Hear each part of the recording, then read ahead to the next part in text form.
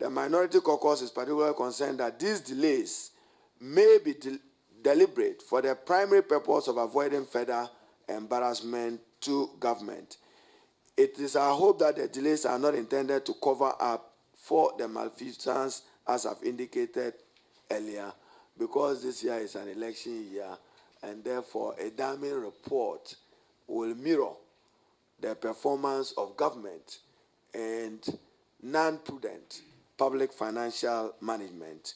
It is therefore the minority caucus view, our strong view, that in the interest of accountability and transparency, we note that the Auditor General shall not be subject to the direction and control of any person as provided for in Article 187 of the Constitution.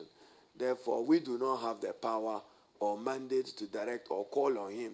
So probably we should ask the President again with the same zeal that he asked him to proceed on leave.